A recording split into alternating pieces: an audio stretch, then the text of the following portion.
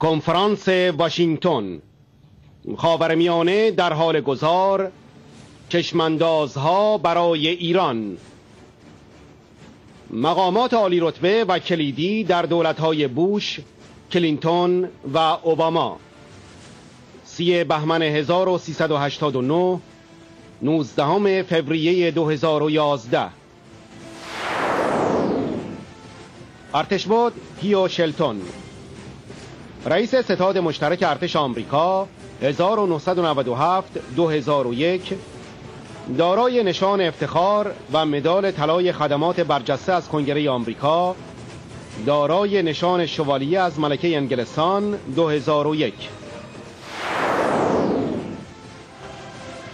ارتشبد پیتر پیس، رئیس ستاد مشترک ارتش آمریکا 2005 2007، نایب رئیس ستاد مشترک ارتش 2001 2005.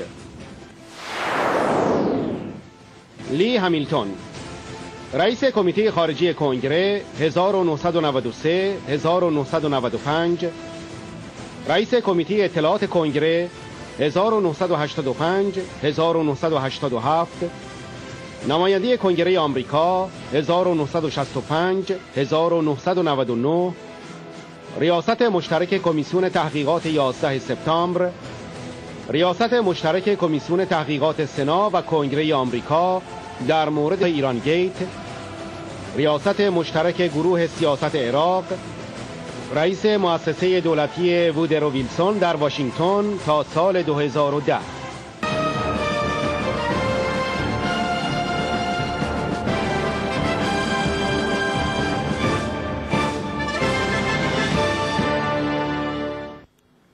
Good morning and welcome. My name is Bob Torricelli, and for some 20 years I had the great honor of serving in the United States Congress. A rising tide of human expectation and thirst for freedom is now approaching the shores of Iran. What once seemed impossible somehow begins to look inevitable. As students gather tomorrow again in Tehran,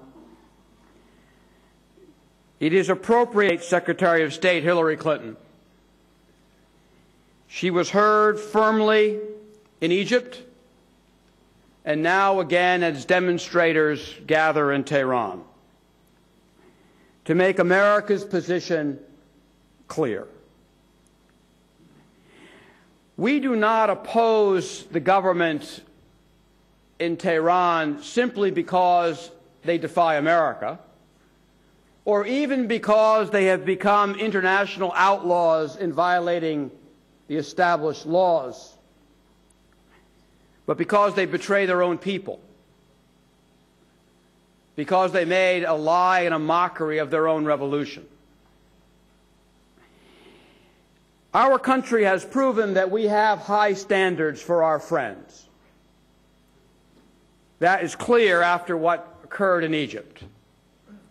In the coming days, it is my hope and my belief that President Obama and Secretary Clinton will also make clear that those standards apply to all regimes, the weak and the powerful, our friends and our adversaries. In this struggle, we all have responsibilities.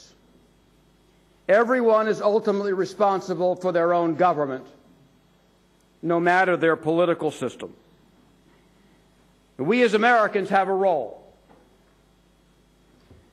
and it is, at a minimum, to correct a great injustice. We all understand the truth. The MEK was placed on a terrorist list as a strategy of appeasement towards Tehran. It failed, and it is time to end it. It isn't simply that it is an injustice. It makes a mockery of the terrorist list itself. Yes, we all have our roles in this struggle. What happened in Egypt will not happen as easily in Tehran. It may be inevitable, but lives will be lost. No one asked us to lose our lives, only to stand up for truth and to correct this injustice. The people of the United States, be they of Iranian extraction or other, have a right to organize and be heard. This sanction on the MEK is interfering with that right.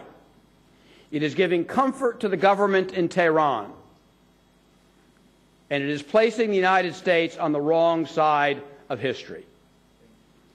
There is time to correct it.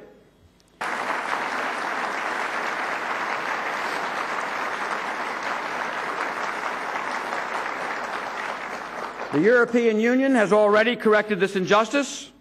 The United States Court of Appeals has asked for a review. A majority of members of Congress have asked for a change of policy. And in recent weeks, some of the most distinguished military, national security, diplomatic, and political leaders of our generation, Democrats and Republicans, have joined this chorus. It is overwhelming. There was a refrain in the American civil rights movement which comes to mind after all these years of struggle and disappointment and unsuccessful efforts in the past to correct this injustice. It's never too late to do the right thing. For those who have been silent in the past about the government in Tehran, for those who have tolerated this injustice, for those who have played no role at all, this is our moment. We are honored today for this discussion and to bring more light upon this issue, to be joined by a very distinguished panel. It is my honor to introduce each in turn. General Shelton served for 2 terms as principal military advisor to Presidents Clinton and Bush, and served as chairman of the Joint Chiefs of Staff of the United States. General Shelton spent 38 years serving his country in a variety of command positions. Among his many awards, he was knighted by Queen Elizabeth. He is the author of 2 books. He is a great and a distinguished American, and we're honored to have him today. General Shelton.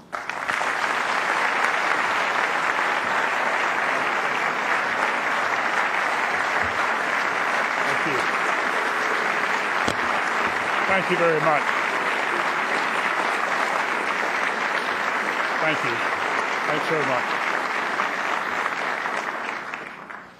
Thank you very much, sir, for your very kind words, and thank you for that very warm reception. It's great to be here with such a distinguished panel, friends that I've had the opportunity to serve with. It's always great for me to be with such a concerned group of citizens that are concerned about their fellow countrymen, people that are concerned about what's going on back in Iran right now, and particular people that are excited about the potential for change.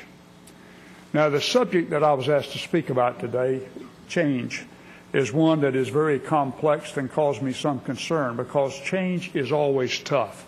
It's hard. It's challenging. It takes difficult work by many, many people. And the factors that I always look at, what's the most effective means to make that change, the most efficient means? What's the least disruptive way that you can do it? And then finally, what's the right timing? And when I look at Iran, I say the timing is now, today.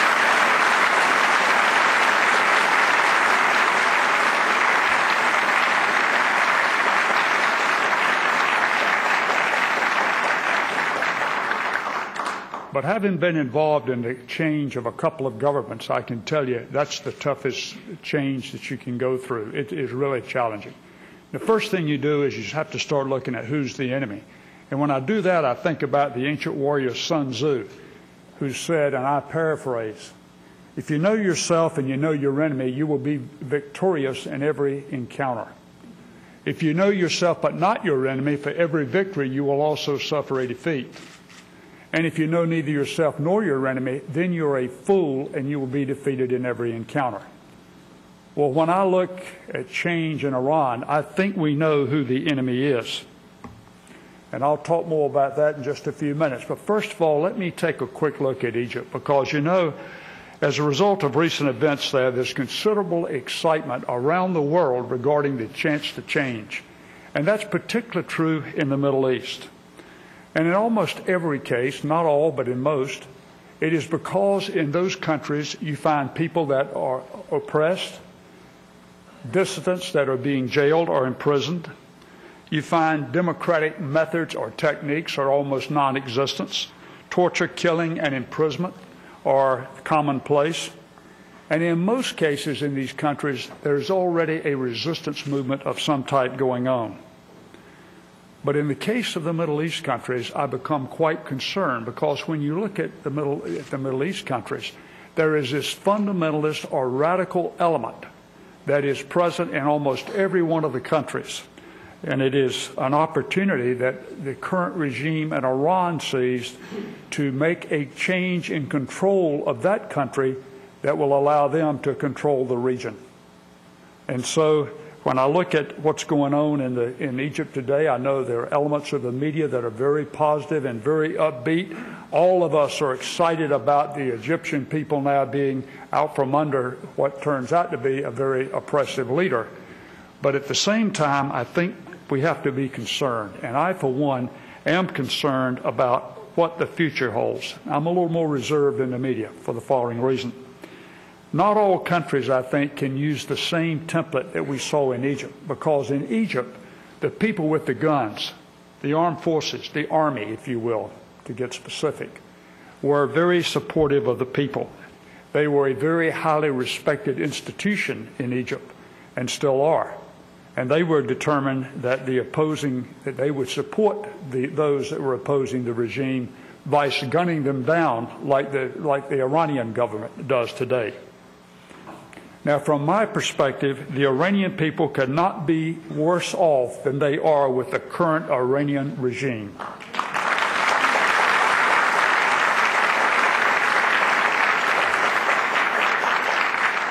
Today, Iran suffers from a regime that is a mixture of theocracy and autocracy, and one that continues to defy the international community. I believe that the Iranian people, both those that are inside the country today as well as those that are living in exile or outside the country, are in favor of change, and not tomorrow, but today. There's one exception, and it's a big exception. And those are the people in Iran that are armed, the ones that are in control, the ones that enjoy being in control and do not want to see a change in government, because they are the ones that are treated well. They are the ones that benefit from the current regime. And that is where we see an issue.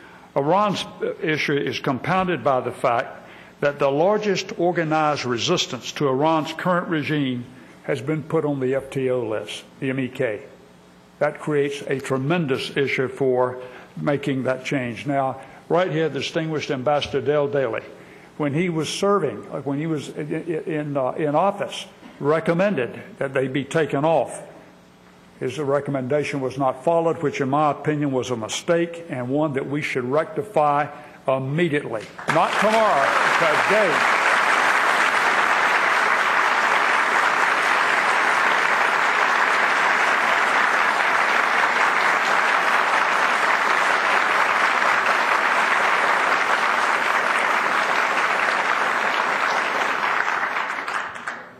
Ambassador Dale Daly was dead on target then. He's dead on target today. We need to move. Iran's current regime is the largest exporter of state-sponsored terrorism in the world. U.S. forces have encountered their opposition groups every place we've been in for the last 25 years. Our friends and allies in the Middle East fear the current Iranian regime. And I saw that on every trip that I made, and still with those that I correspond with in the Middle East. Yet, by placing the MEK on the FTO list, we have weakened the support of the best organized internal resistance group to the most terrorist-oriented, anti-Western world, anti-democratic regime in the region. That's a disgrace.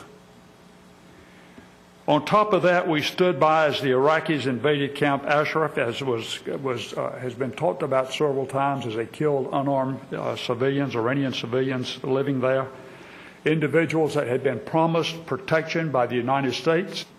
Iran's current regime is clearly a government that needs to change. The MEK is the organization that they fear, and that should tell us something right off the bat. But when you look at what the MEK stands for, when their anti-nuclear stance, from the separation of church and state, from individual rights, MEK is obviously the way that Iran needs to go.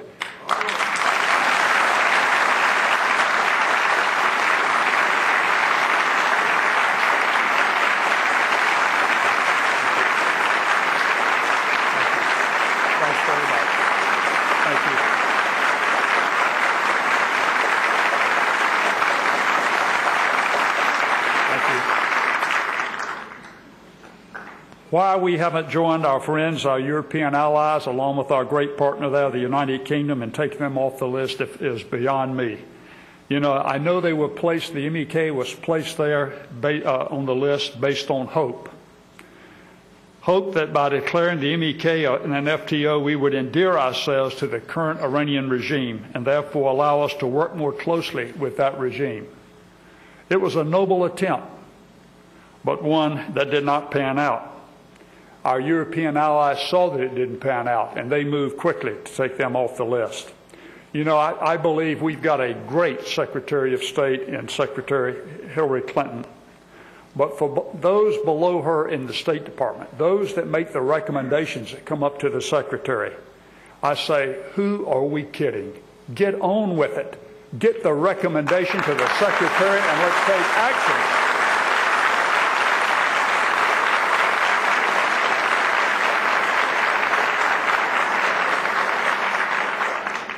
The MEK is not a perfect organization. They've made mistakes. So have we.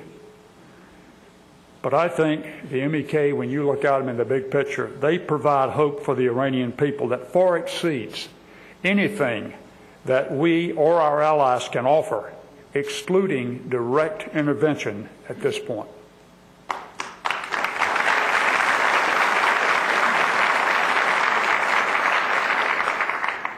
I think for those of us gathered here today, and I can tell you I'm truly honored to be a member of this group today, our prayer is that we will see democracy prevail in Iran and in the Middle East, but in such a manner that it will provide peace and stability, and that we can maintain that throughout the region. And our hope is that the MEF will be removed from the FTO list and allowed to continue their efforts to bring about change in Iran for the sake of the Iranian people. Thank you very much.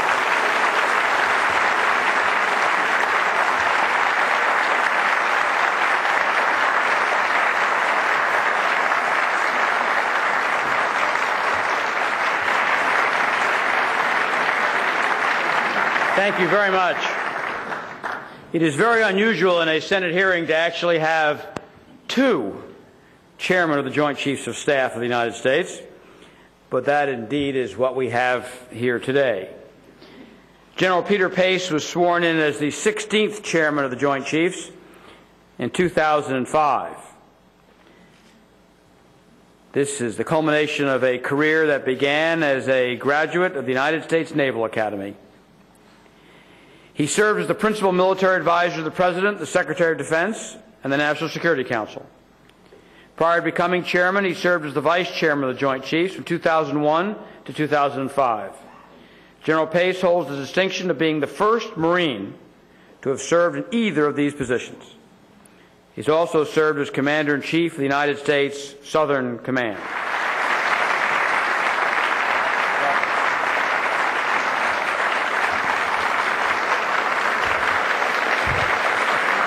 Thank you. Thank you. I truly am honored to be here with you, to be part of this panel with so many folks who I've had the pleasure of serving with and who I admire, but mostly because of you here in this room. I came as an individual who has had some unique experiences, and I hope that my experience can somehow help us all understand better how to help Iran. But like you, like each and every one of you, the overriding reason to be here this morning for each of us is our passionate desire to see the Iranian people live their lives the way they want to, in freedom.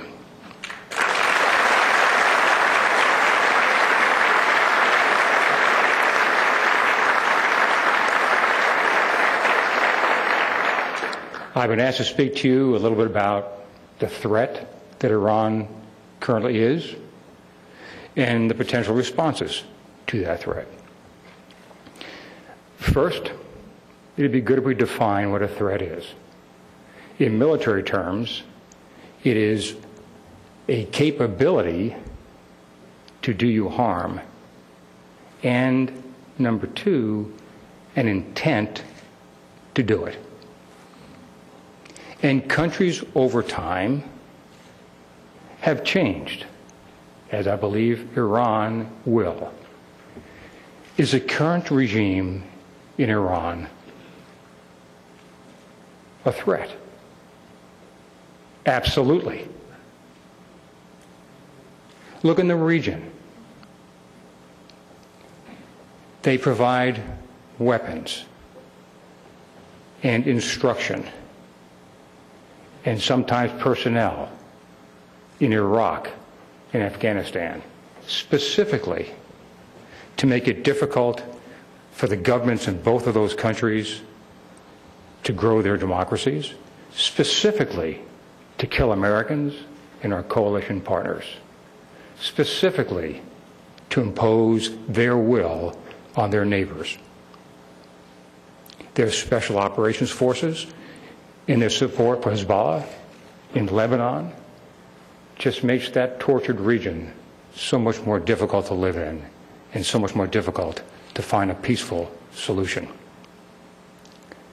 Their conventional forces, the hundreds of small, fast attack boats that can do swarm tactics against both commercial and military vessels in the Gulf and in the Strait of Hormuz. There are many missiles, both cruise missiles and the 2,000 plus missiles that they have, some of which that can travel 2,000 plus kilometers, are all threats to their neighbors in the region and to those coalition forces from around the globe that are trying to help in the region.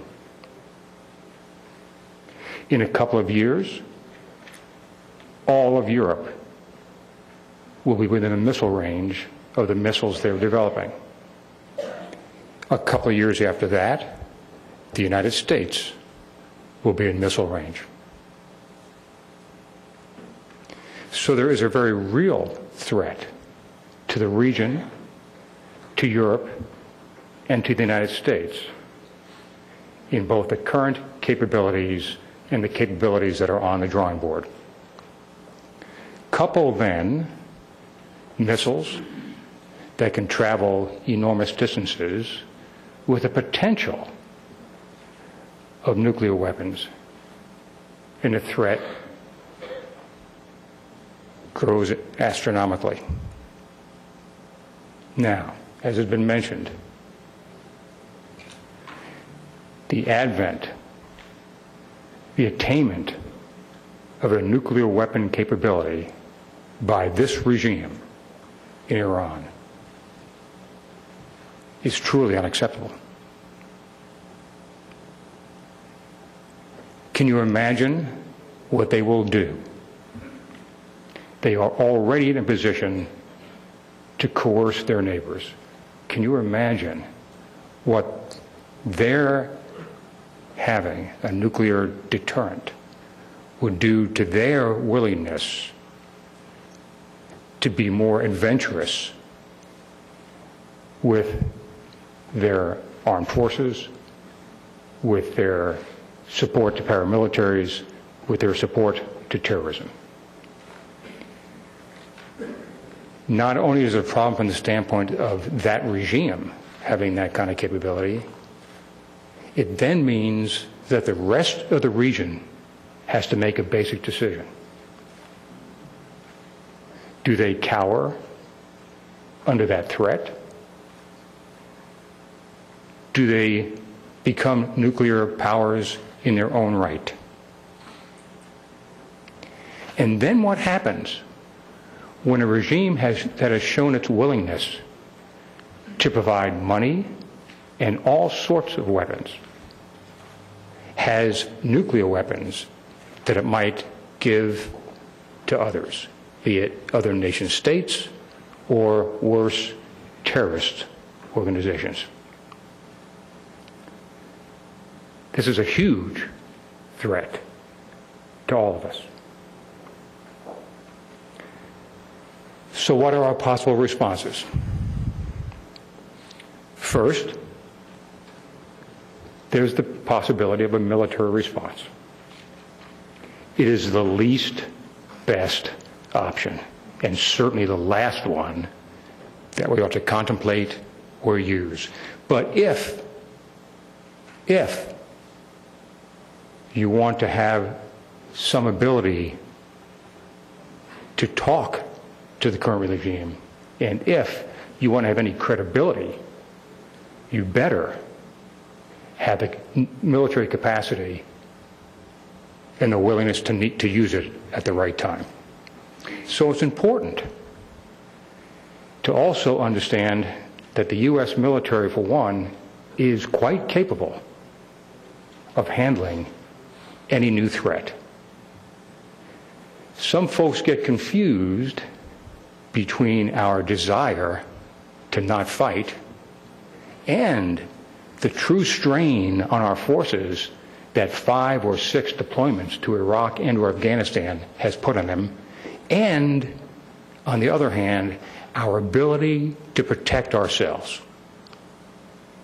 Today, there are about 200,000, give or take, U.S. service members serving in the Gulf region. That's 200,000 out of 2.4 million active, Guard, and Reserve. Are they under strain? You bet they are. Have they been working at this for the last 9 or 10 years? Yes, they have. Are they willing to serve their country? Yes, they are. But fundamentally, if a threat rises to the United States of America, does this country have the resiliency and the power to do something about it? The answer is absolutely. There are 2 million plus U.S. service members. There's an entire United States Navy and the entire United States Air Force and all of the other elements of our national power. It would be ugly because we would have to use more brute force, because many of the precision weapons and precision intelligence assets that are needed to be less destructive are already being employed. But no potential enemy should ever misunderstand the difference between ongoing operations and our desire to not overwork our troops and our desire to use the military instrument as a last resort. Should not confuse that with the ability to use it. So the military option on the tables is important. It must have credibility, but it is in fact the very last thing you want to use. Next, as you know, is negotiations. The entire Iranian nuclear program has been undertaken during negotiations. It is important to continue to talk, but I don't see where a nation, if it has, that is determined that it will have nuclear weapons, will be dissuaded by negotiations. That leaves why you are all in this room. Uprising of the people. And has been pointed out, Egypt and all of the other public demonstrations that are going on throughout the region right now hold both great promise and great peril. There is no doubt in my mind that the Egyptian people, who have won for themselves this opportunity to rewrite their own constitution, to live in freedom the way that they want to inside their own country, there's no doubt in my mind that there are forces out there, including current Iranian regime forces, that would seek to steal that program from them. It has been pointed out also, the Egyptian armed forces and the Egyptian police have been supportive and not suppressive of the true will of the Egyptian people. Different story in Tehran. So it is gatherings like this that are so important. I know the issue of the MEK is critical to each of you. I tried to understand, when I knew I was going to be part of this panel today, why is it that my government continues to list the MEK as a terrorist organization? I have not found the reason that convinces me. The 10 points that were read today are wonderful. I would support each of those 10 points if I were an Iranian citizen. And I certainly do as a citizen of the world. Some folks said to me this week, well, if the United States government took the MEK off the terrorist list, it would be a signal to the Iranian regime that we had changed from a desire to see changes in regime behavior to a desire to see changes in regime.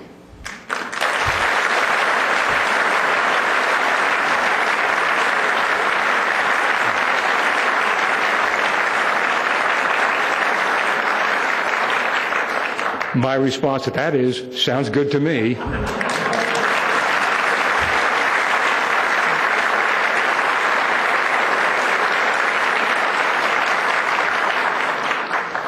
Lastly, I had the great privilege of wearing the uniform of the Armed Forces of the United States for over 44 years. It was a source of great pride to me to defend my country's Constitution against all enemies, foreign and domestic. And in my life in uniform as best I could to help protect the American people and those of others of like mind around the globe. But I know one thing for a fact, and that is that the freedom I was protecting was freedom I had inherited.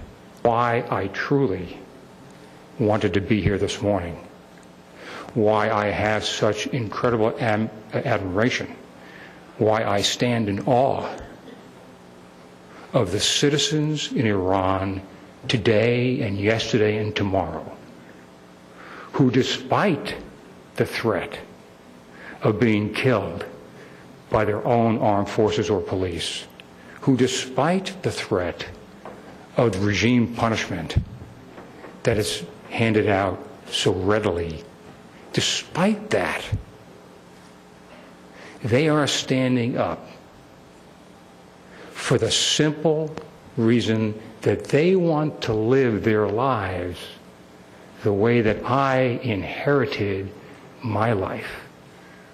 And as a citizen of the United States, and as a citizen in the world, to be able to come here together with you all and to somehow have our voices be heard in Iran, if we, through our actions today and tomorrow, can help, encourage, and support those who are fighting for freedom, then has already been pointed out here today, the inevitability of freedom in Iran will come sooner. And that is well worth our time today and tomorrow and every day until it happens.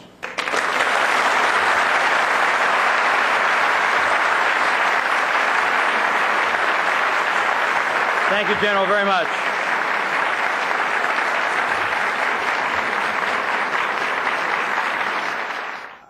I have heard Lee Hamilton introduced to speak on American foreign policy for so many years, on so many occasions.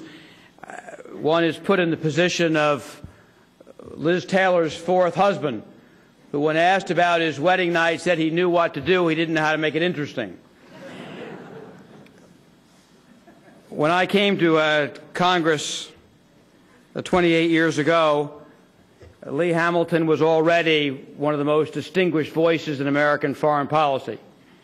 It was my great honor to serve with him as he became the chairman of the House Foreign Affairs Committee.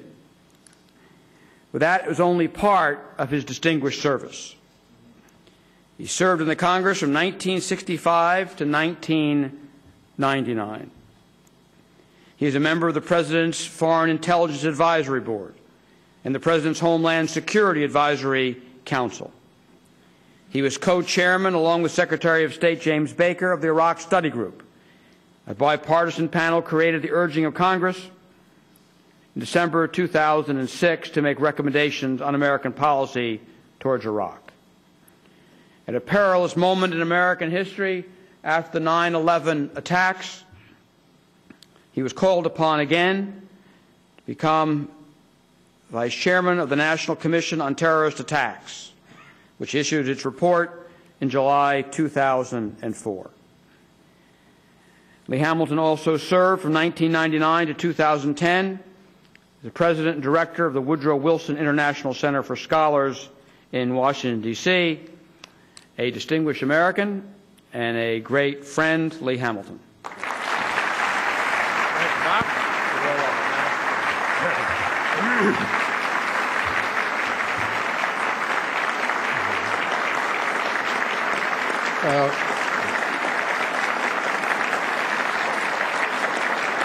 First of all, to be with this very distinguished panel. I think I've worked with all of them, and I know I've heard testimony from all of them. What impresses me about the people here at the panel this morning, that they are people who have tried to make this country work. They are dedicated public servants, and it's a high honor for me to be with them. Secondly, I'm honored to be here because of you. I admire what you have stood for in terms of seeking for the Iranian people freedom. I know many of you have deep personal attachments to people today in Iran, that you feel the issues that we discuss here rather easily. You feel them very, very deeply. Now, my impressions are, first, the United States has had extraordinary difficulty over a period of decades of dealing with this country of Iran. It has created enormous tensions in the international community over a period of time. And of course, all the world today is very much focused on what it's planning to do with regard to nuclear materials. I've read, as you have read in recent days, the intelligence reports of the United States government. Maybe others here on this platform that can speak to that better than I. But I'm impressed when they say that Iran is determined to build a nuclear program and that they have begun taking steps towards designing nuclear warheads. May I make a few suggestions? We must insist, of course, that the Iraq government live up to its commitment to protect those who live in Ashraf.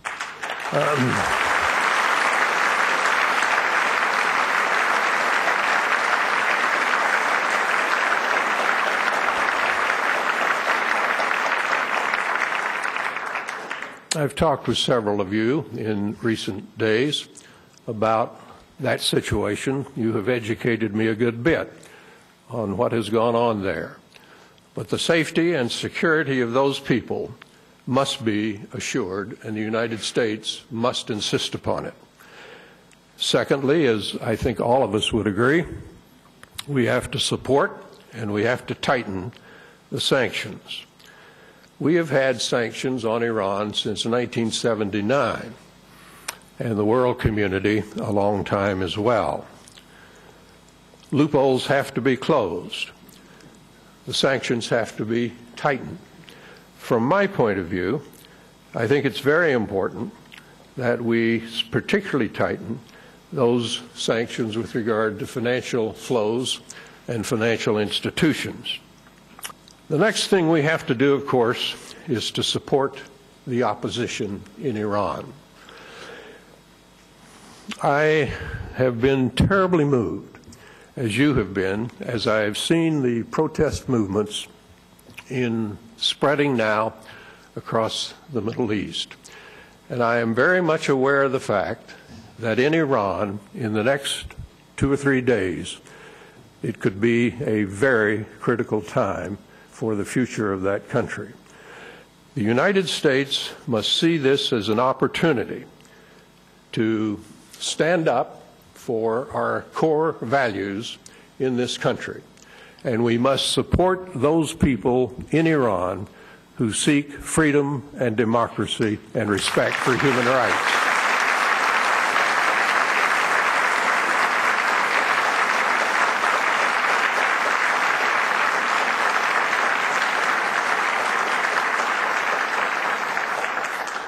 I believe the best chance for the United States to move forward in its relationship with Iran is to support the opposition in Iran.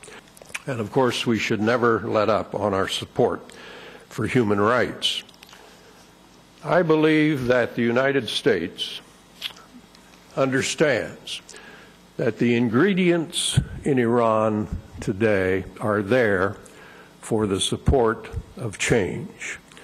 They have a frustrated, young, well-educated, not employed, technically savvy, restless group of people in that country. Change will come to Iran. It is only a matter of time.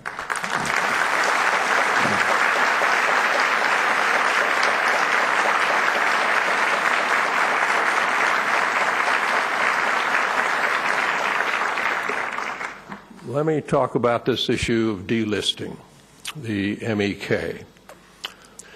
I do not understand why the United States has kept the MEK on the terrorist list for all of these years.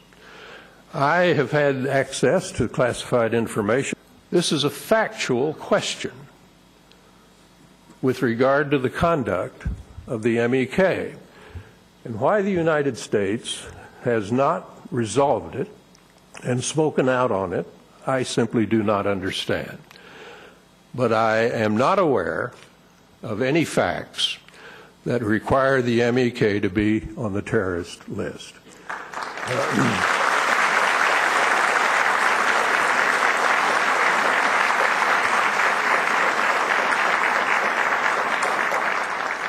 Now, as I conclude here, I want to just say a word about this 10-point plan. As I understand it, this is the third option. I've read through that.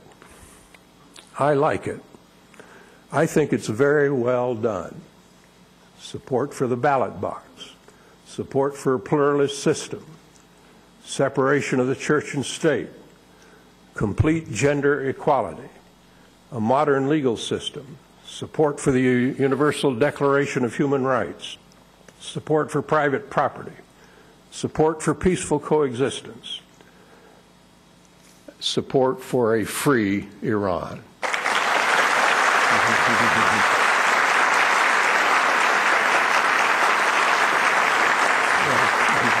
Thank you.